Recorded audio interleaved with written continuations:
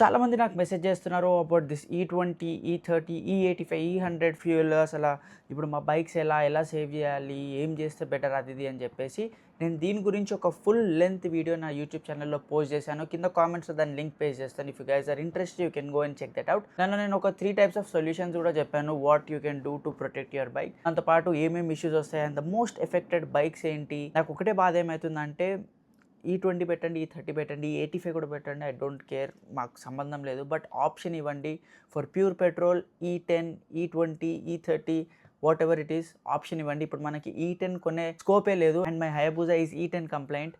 So బేసిక్గా మనకు option లేదు ఎక్సెప్ట్ XP100 లేదంటే ఫ్యూ అదర్ స్టఫ్. కింద కామెంట్ ఆన్ చేయండి E20 వల్ల మీ బైక్లో మీకు ఏమేమి ఇష్యూస్ అవుతున్నాయి, ఏమైనా కాంపోనెంట్స్ ఏమైనా పాడైందా, ఇది కాంపోనెంట్స్ పాడాక మీరు ఇన్సూరెన్స్ కంపెనీకి వెళ్తే వాళ్ళు ఇన్సూరెన్స్ ఇవ్వకపోవడం, లేదా మ్యానుఫ్యాక్చరర్స్ వాళ్ళ వారంటీ క్లెయిమ్ చేయకపోవడం, ఇలాంటిది ఏమైనా ఇష్యూస్ ఉన్నాయా కింద కామెంట్ ఆన్ చేసి do let others know. And నా బైక్లో నేను ఫేస్ చేసే ఇష్యూ వచ్చేసి mileage drop and pickup drop, కానీ ఏం కాంపోనెంట్స్ ఇష్యూస్ అయితే కాలేదు.